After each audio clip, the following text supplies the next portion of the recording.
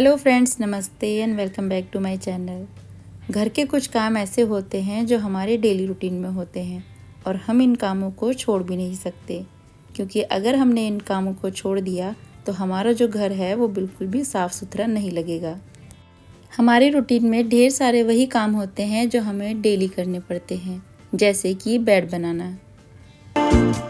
अब बेड बनाने के लिए कोई और शॉर्टकट तरीका तो नहीं है। हम जो बेडशीट ओढ़ने के लिए यूज़ करते हैं, आपको नॉर्मल तरीके से ही फ़ोल्ड करनी पड़ेगी। इस बेडशीट को फ़ोल्ड करने का कोई ऐसा दूसरा तरीका भी नहीं है जिसे हम फटाफट से कर सके। हमें नॉर्मल तरीके से ही इसको फ़ोल्ड करके रखना पड़ता है। अगर हमारा रूम बिखरा बिखरा रहेगा तो हमारा घर बिल्कुल भी साफ़ सुथरा नहीं लगेगा। हम सिर्फ बेडशीट को चेंज करते हैं या फिर उसी को अच्छी तरीके से दोबारा से बिछा देते हैं, उससे ही हमारा रूम 50% अपने आप क्लीन हो जाता है। आज मुझे इस रूम की बेडशीट को चेंज करना था, तो मैंने सोचा क्यों ना मैं आपके साथ शेयर करूं। जब भी मैं रूम की बेडशीट को चेंज करती हूं तो मैं हमेशा छोटी मोटी क्लीनिंग को पहले निपटा लेती हूं, उसी के बाद बेडशीट को चेंज करती हूं। और बाद में जो ये मैट्रेस होता है इसे मैं अच्छी तरीके से ब्रश से क्लीन कर देती हूँ, ताकि इसमें जो भी धूल मिट्टी हो या फिर बाल वगैरह हमारे आ जाते हैं वो अच्छी तरीके से निकल जाएं। इस तरह की छोटी मोटी क्लीनिंग हमें करनी ही पड़ती है। घर के कोई भी काम हो ऑटोमेटिकली नहीं होते, चाहे आपके पास कितने भी अप्लायंसेस हों या फिर कितनी भी मशीनें हों या फिर कितने ही मॉडर्न तरीक़ों से आप अपने घर को रखते हो, लेकिन साफ़ सफाई तो करनी ही पड़ती है, तभी जाके आपका घर डस्ट फ्री रह सकता है। घर की क्लीनिंग का तो कोई भी शॉर्टकट नहीं होता, बस हम उसे आसान तरीक़ों से करने की कोशिश कर सकते हैं, जिससे घर की साफ़ सफाई भी आसानी से हो जाती है और बहुत ज़्यादा मेहनत करने की भी ज़रूरत नहीं पड़ती। अब जैसे कि बेड बनाना हमारा डेली का काम है, लेकिन कुछ आसान से तरीक़ों को अपनाकर यदि हम इस बेडशीट को बेड पर बिछाते हैं तो ये लंबे समय तक बनी रहती है। बच्चे जब भी बेड पर बैठते हैं तो बेडशीट कहीं ना कहीं से निकल ही जाती है, लेकिन इस तरीके को यदि आप अपनाएंगे तो आपकी बेडशीट अगले दिन तक भी अच्छी तरीके से उस पर बिछी रहेगी और वो बिल्कुल भी निकलेगी नहीं।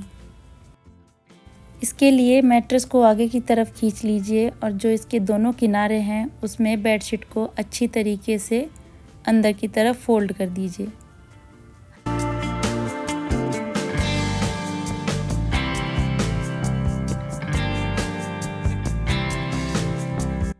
बेडशीट को दोनों तरफ अच्छी तरीके से अंदर की तरफ फोल्ड करने के बाद आप मैट्रेस को ठीक कर दीजिए।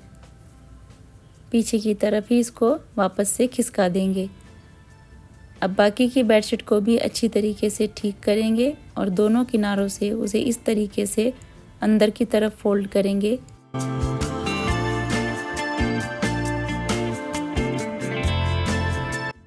चारों तरफ से बेडशीट को अंदर की तरफ फोल्ड करने के बाद जो ये किनारा बचता है, यहाँ पर आप इसे सबसे पहले इस तरीके से फोल्ड कीजिए। अब जो बाहर का ये एक्स्ट्रा हमारे पास बचा हुआ है, आपको इसको ऊपर की तरफ उठाकर इस तरीके से अंदर की तरफ फोल्ड कर देना है और बाकी को आप इस तरीके से ऊपर से फोल्ड कीजिए।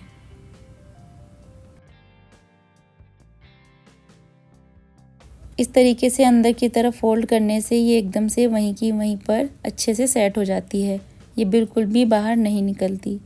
अगर आप इस तरीके से बेडशीट को बिछाते हो तो ये बिल्कुल भी हिलती नहीं है। इसी तरीके से हमें दूसरे किनारे को भी अच्छे से अंदर की तरफ फोल्ड कर देना है।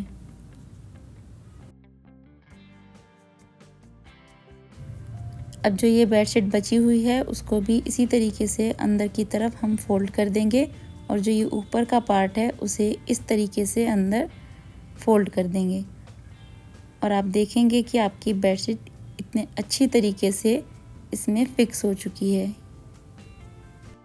इस तरीके से बेडशीट को बिछाने से बच्चे चाहे उस पर बैठे उठे कुछ भी करे, वो चारों तरफ से अच्छे से फिक्स ही रहती है, बिल्कुल भी निकलती नहीं है और बार बार बेडशीट को ठीक करने का झंझट भी नहीं रहता, क्योंकि वो बिल्कुल वैसी की वैसी ही बनी रहती है। तो आप इस तरीके को अपना सकते हैं और अपने बेड को आसानी से बना सकते हैं। जब भी हम इस तरीके से बेड पर बेडशीट को बिछाते हैं तो हमारा रूम एकदम से साफ़ नज़र आता है। और आप देख सकते हैं कि बेड पर कितने अच्छी तरीके से बेडशीट को मैंने लगा दिया है।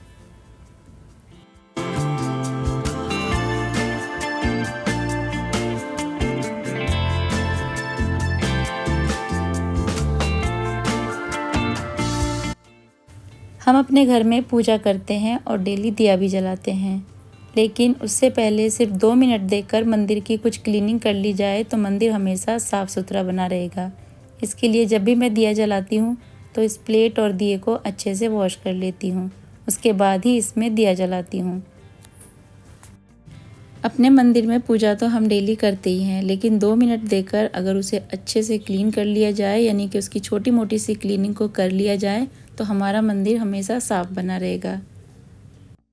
घर का मंदिर तो साफ़ सुथरा ही अच्छा लगता है। अगर हम 2 मिनट डेली के देकर अपने मंदिर को क्लीन कर लें तो हमेशा चमकता रहता है, क्योंकि साफ मंदिर में ही हमें पूजा करने का भी मन करता है। अगर सुबह सुबह हमारे पास मंदिर को क्लीन करने का टाइम नहीं है तो हम शाम को भी मंदिर को क्लीन कर सकते हैं, क्योंकि पूजा तो हम दोनों ही टाइम करते हैं। तो किसी भी टाइम अपने मंदिर को क्लीन करके अगर हम पूजा करते हैं तो हमारा घर का मंदिर हमेशा साफ़ सुथरा बना रहता है।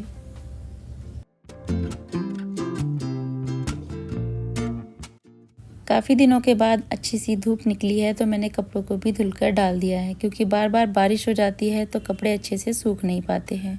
आज मैंने सभी कपड़ों को धुल दिया है। अब सबसे पहला काम हमारा यही होता है कि इनको अच्छे से फोल्ड करके इनकी जगह पर रख देना, क्योंकि घर में बिखरे हुए कपड़े बिल्कुल भी अच्छे नहीं लगते हैं। अगर हम कपड़ों को ऐसे ही छोड़ देते हैं तो घर में पड़े हुए कपड़े देखने में बहुत ही गंदे लगते हैं। इसीलिए जब भी कपड़ों को वॉश करें तो उन्हें फोल्ड करके उनको अपनी जगह पर रख दें। हम अपने कपड़ों की जगह तो हमेशा बनाकर ही रखते हैं कि कौन से कपड़े हमें कहाँ पर रखने हैं, तो हमें पता भी रहता है कि हमें कौन से कपड़ों को किस जगह पर अरेंज करना है। तो उसी तरीके से कपड़ों को भी तय लगा कर रख दीजिए, यानी कि जो बच्चों के कपड़े हैं वो बच्चों के कबर्ड में हमें रखने होते हैं, तो उनके कपड़े हमें अलग ही फोल्ड करके रख देने हैं। और जो ये बेडशीट्स वगैरह होती है इनको भी फोल्ड करके हमें अलग से ही कबर्ड में रखना होता है। तो जब भी आप कपड़ों को फोल्ड करें तो आप उन्हें उसी तरीके से रखिए कि जिस तरीके से आप उनको अरेंज करेंगे।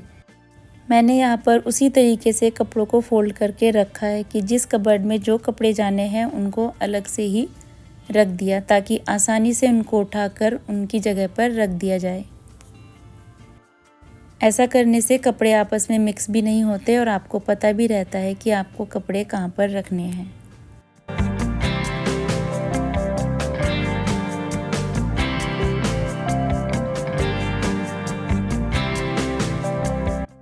जब भी बच्चे स्कूल से आ जाएं तो उनकी वाटर बोतल और लंच बॉक्स को धुलने के लिए निकाल लीजिए और बच्चों से बोलिए कि अपने बैग को उसी जगह पर रखें जहाँ पर वो हमेशा रखते हैं। इस तरीके से आपका घर भी फैला फैला नहीं होगा और बच्चों को भी साफ़ सफाई के बारे में पता चलेगा।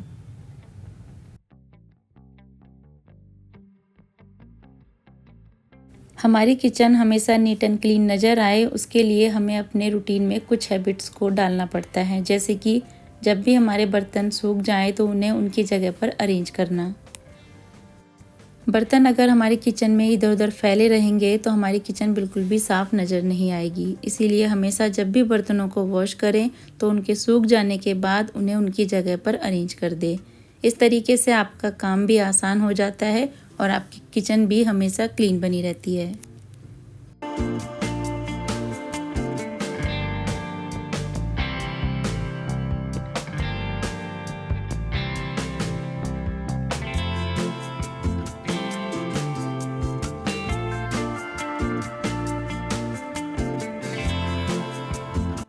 कुकिंग करने के बाद हमें अपने काउंटर टॉप और गैस को अच्छे से क्लीन कर देना चाहिए। इससे 2 फ़ायदे होंगे। एक तो हमारी किचन हमेशा नीट एंड क्लीन बनी रहेगी और वहाँ पर कोई इंसेक्ट भी नहीं आएंगे। क्योंकि जब भी हम कुकिंग करते हैं तो फूड के पार्ट हमारे गैस और काउंटर टॉप पर गिर ही जाते हैं। अगर हम उसे टाइम से क्लीन नहीं करते हैं तो वहाँ पर इंसेक्ट आने लगते हैं और वो जो दाग हमारे गैस और काउंटर टॉप पर गिरते हैं वो भी बुरी तरीके से जमने लगते हैं। इसीलिए हमेशा कुकिंग करने के बाद गैस और काउंटर टॉप को अच्छे से क्लीन कर लीजिए। इस तरीके से अगर कुछ क्लीनिंग को हम अपनी हैबिट्स में डाल लेते हैं तो हमारी किचन हमेशा साफ़ बनी रहती है और नेक्स्ट कुकिंग के लिए हमारी किचन तैयार रहती है। अगर इस तरीके से हम अपने किचन को साफ़ रखते हैं तो हमें कुकिंग करने का भी मन करता है और हमारी किचन भी हमेशा नीट एंड क्लीन बनी रहती है।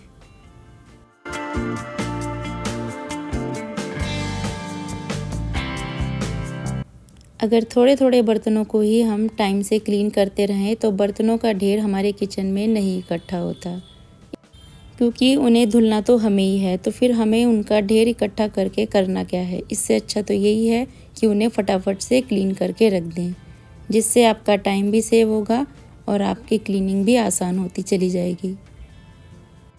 इस तरह की छोटी छोटी सी क्लीनिंग हमारे किचन के कामों को आसान बना देती है और हमें पता भी नहीं चलता। हमारी सारे किचन के जो काम होते हैं वो भी आसानी से निपटते रहते हैं।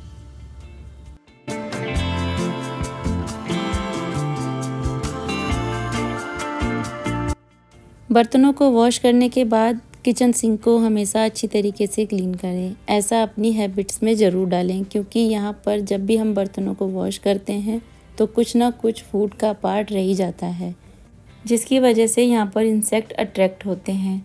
तो अगर आप चाहते हैं कि आपके किचन में कॉकरोच वगैरह ना रहें तो अपने सिंक एरिया को अच्छी तरीके से क्लीन करें। वीक में एक बार अपने सिंक में गर्म पानी ज़रूर डालें। पानी बहुत तेज़ होना चाहिए, जिससे जितनी भी गंदगी इसमें जमा होगी वो आसानी से क्लीन हो जाएगी और आपका सिंक एरिया हमेशा फ्रेश रहेगा। यहाँ से कभी स्मेल भी नहीं आएगी और आपकी किचन भी हमेशा फ्रेश बनी रहेगी। बर्तनों को वॉश करने के बाद हमेशा जो हम ब्रश यूज करते हैं उसे भी अच्छे से क्लीन करके रखें। उसमें बिल्कुल भी साबुन जमा नहीं होना चाहिए, क्योंकि अगर उसमें साबुन जमा होता है तो वो स्मेल करने लगता है।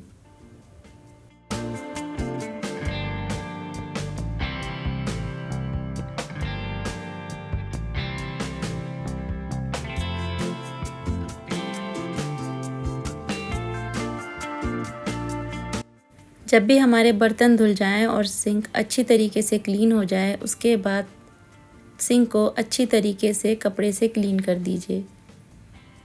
इस तरीके से इधर उधर बिखरा हुआ पानी अच्छे से क्लीन हो जाएगा और आपका जो काउंटर टॉप है वो भी बहुत अच्छी तरीके से चमकने लगेगा। अपनी किचन को साफ़ रखना हमारा ही काम है, तो इसे अच्छी तरीके से क्लीन कीजिए ताकि आपका जो नेक्स्ट कुकिंग है वो आसानी से आप कर सको। काउंटर टॉप को क्लीन करने के बाद आप किचन के इस कपड़े को भी अच्छे से वॉश करके इसे धूप में सूखने के लिए डाल दीजिए।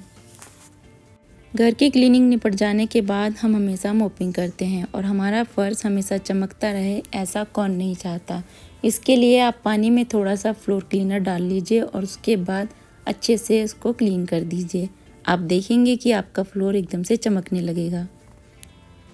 अगर इस तरीके की छोटी छोटी सी क्लीनिंग को हम अपनी हैबिट्स में डालते हैं तो हमारी किचन और हमारा घर हमेशा नीट एंड क्लीन बना रहता है और आपकी डेली की क्लीनिंग भी बहुत ही आसानी से निपट जाती है।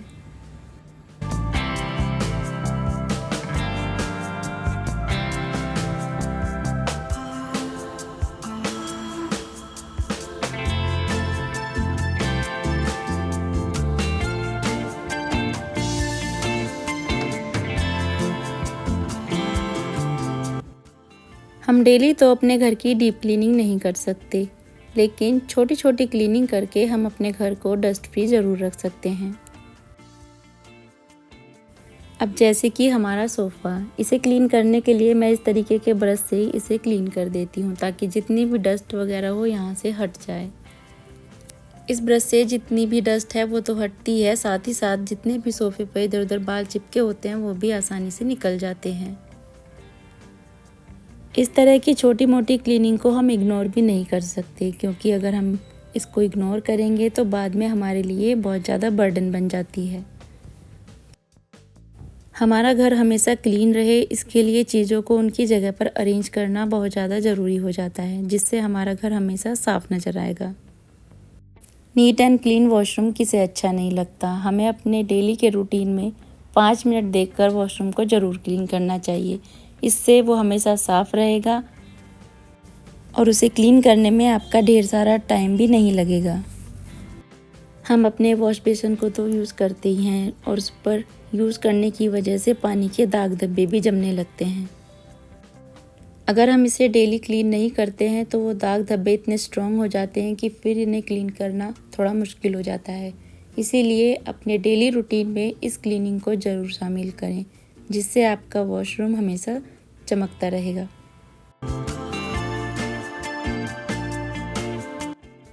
जब भी हमारे वॉशरूम का काम निपट जाए उसके बाद उसके फ्लोर को अच्छे से क्लीन कर दीजिए।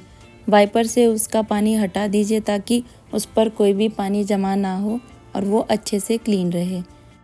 ऐसा करने से वॉशरूम में कभी पानी जमा नहीं होगा, वहाँ से कोई स्मेल भी नहीं आएगी और वॉशरूम का फ्लोर भी हमेशा क्लीन रहेगा।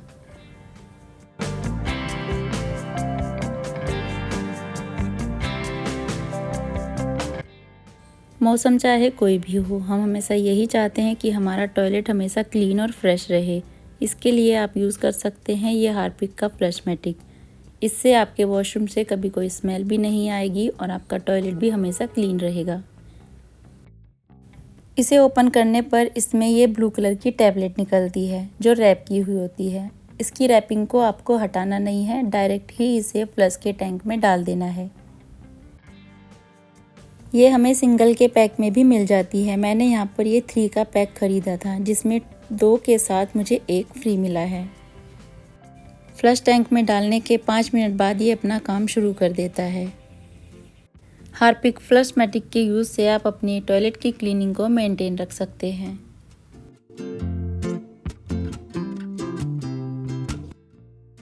इसी तरह की छोटी छोटी सी क्लीनिंग को अगर हम अपने हैबिट्स में ले आते हैं तो हम अपने कामों को आसान बना लेते हैं और अपने टाइम को भी सेव करते हैं। सो फ्रेंड्स, आज की वीडियो में बस इतना ही। आपको अगर मेरे आइडियाज़ पसंद आए हों तो वीडियो को लाइक कर दीजिएगा। मिलते हैं ऐसे ही मोर वीडियोज़ के साथ। Till then take care and bye bye.